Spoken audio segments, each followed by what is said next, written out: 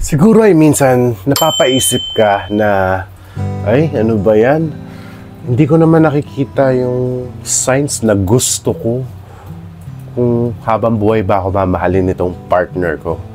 Yes, on your own beliefs, meron kayong own sign, but kung sign nga yung hinihingi nyo sa isang lalaki na mamahalin ka niya habang buhay at sasamahan ka na niya habang buhay, just watch out for these signs kasi baka yung signs mo lang na pansarili, yung iniisip mo, yung gusto mo lang pero hindi mo napapansin na yung signs na sinesend sa'yo ng isang lalaki ay hindi mo pala nare-receive, na yun na pala yung meaning na sinesend niya sa'yo pero hindi mo pa alam. So ngayong araw na to, pag-uusapan natin yung senyales na seryoso na ang isang lalaki na mahalin ka habang buhay. So kung bago ka pa lang dito sa aking channel, I do not forget to subscribe, at pag nagustuhan mo itong video natin mamaya, leave me a like. Napaka-importante po niya sa ating algorithm. And also, do not forget to turn on your notification bell para maging updated ka sa ating ina-upload na videos every week. We're uploading 3 to 4 videos a week. Kasama na rin yung weekend dyan. And also, ano ba? Sa kalagitnaan ng ating video ay meron tayong shoutout section kung saan babatiin natin ang ating mga mahal na subscribers na nagpapa-shoutout since last week. Lahat, any type. Kung gusto niyo po mapasama sa ating shoutout section, just put down your comment sa comment section ng video na to. Binabati nyo si ganito, si ganyan, babatiin nyo. Anything, babatiin po natin yan for our next week video. And also, may bagong segment po tayo sa ating video na Ima-My-Day Kita, which is kung saan ay Ima-My-Day ko mga pangalan nyo as long as nakasubscribe kayo sa channel ko sa YouTube and also nakafollow kayo sa aking Instagram. Ayan, nasa Instagram. So, yeah, ganun lang. Pag may na-miss ako sa Instagram, sa YouTube, doon ako babawi, Ima-My-Day ko yung pangalan ninyo doon sa Instagram. So, may link down below. I-follow nyo muna ako sa Instagram. Meron dyan link sa baba. I-click nyo lang yan. Gumawa kayo ng Instagram account. Napakadali lang po niyan. Ma'am, sir, napakadali lang po niyan. Mag-sign up lang po kayo. Siguro, email address lang, phone number, tsaka password lang inihingi sa inyo. You're good to go to make an Instagram. Just follow me at i-shoutout ko yung dapat totoong pangalan nyo yung nakalagay. Dapat totoong pangalan nyo para ma-shoutout ko kayo. So, just follow my IG para ma-shoutout ko kayo. So, let's go to our main topic for today. Mga senyales na seryoso na ang isang lalaki na mamahalin ka niya habang buhay. First is, if you find time para sa'yo on his busy schedule. Yes, kapag naghahanap pa rin siya ng paraan para makahanap ng oras para sa'yo kahit napaka-busy na ng schedule niya. Yes, that is the really, really big indication. Yes, totoong-totoo po yan. At kung alam niyo lang kung gaano kahirap gawin yan, pero kinakaya namin kasi mahal namin kayo. Yan ang, diba? Yan yung act of action na tinatawag natin. Hindi man niya sasabihin, diba?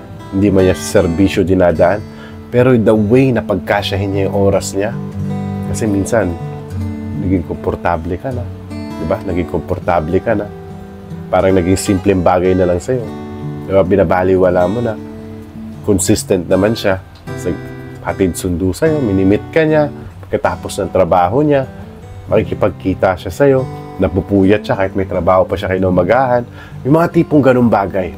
You have to appreciate that one, and you have to never doubt him na kung gusto ka ba niya samahan habang buhay kasi buong effort na niya binibigay sa'yo lahat-lahat. So, yun lang. Kapag nakahanap siya ng time para sa'yo sa busy schedule niya, you're good to go. You are good to go at nakahanap ka na ng lalaking para sa'yo habang buhay. Up next is consistency. Yes, ilang beses ko na ito inuulit-ulit sa aking video na consistency is a must. Dapat dire-diretso. Kung consistent siya sa ginagawa niyang effort sa'yo, or kung may mga mahalagang bagay kayo na aalala niya, kunyari, inabot na kayo na 4 na taon at never siya nagbintis. 4 na taon is a really long time sa relasyon bago magpakasal. Hindi ko sinasabing minimum yan, pero that's a really, really long time para i-prove sa'yo. And kung na-prove niya nga sa'yo by being consistent, congratulations, papalakpakan kita sa part na yan na nakahanap ka na ng lalaki sa'yo para habang buhay mo ng makakasama kasi mamahalin ka rin yan habang buhay. So, being like that, being consistent.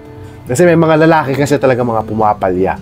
Kasi nga, may kasabihan kayo, sa una lang yung mga lalaki magaling. Which is totoo naman. So, it's so rare to see.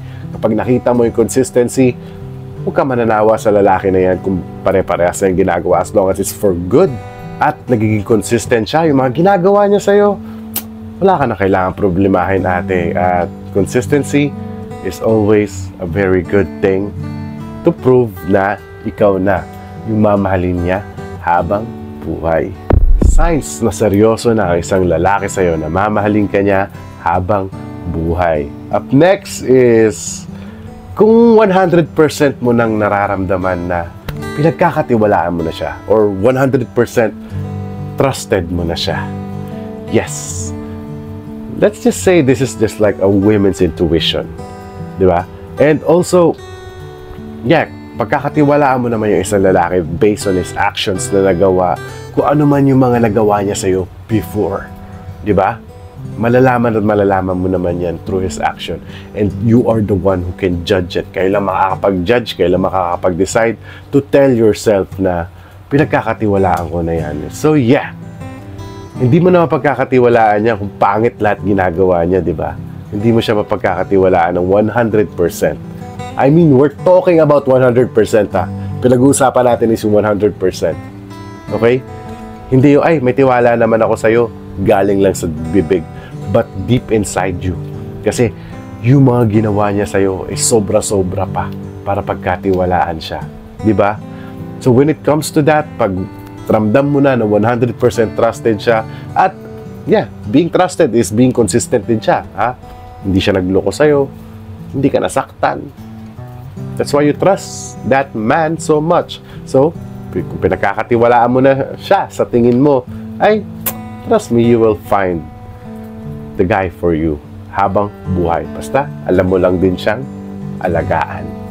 And last but not the least is yung pinupush ko talaga na dapat gawin ng mga kalalakihan is if he shows you that he provides. Yes, ay napaka-importante talaga sa lahat.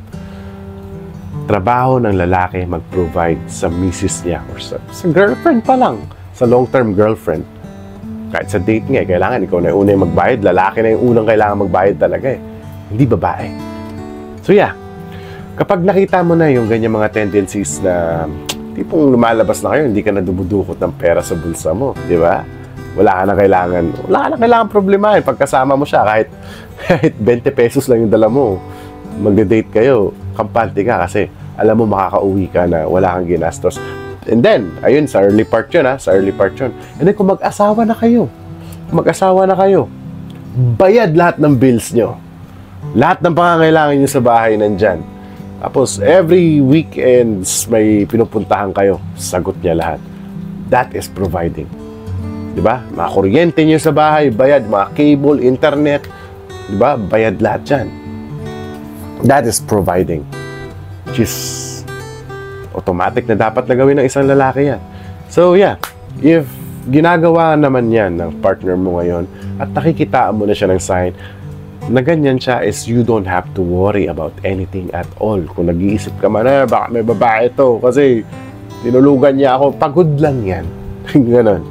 But if, diba, kung na-check naman nila lahat ng boxes, if every box was checked sa lahat ng sinabi ko ngayong araw na to sa video na to, you don't have to worry about anything kasi makikita mo na or nahanap mo na nga siguro yung lalaking mamahalin ka habang buhay. So, sana may natutunan na naman kayo sa ating video ngayong araw na to. Kaya kung nagustuhan mo tong video natin, parang DJ na yung boses natin. Kung nagustuhan mo itong video natin, ay do not forget to leave me a like. Yan. At kung di ka pa nga nakapag-subscribe kasi nawili ka kakanood sa akin, mag-subscribe ka na muna. And also, do not forget to turn on your notification bell para maging updated ka sa mga ina-upload kong videos every week. At tandaan nyo ha, yung Instagram. Kung gusto nyo mapasama sa shoutout section, sa YouTube, mag-comment lang kayo. Pag na-miss ko yan, makikita nyo rin yung mga pangalan nyo dyan sa Instagram. Ang dami yan, 60,000 yan. Siguro mga 7 months ko rin ipiplex lahat ng 60,000. Paano pag naging 100,000 pa?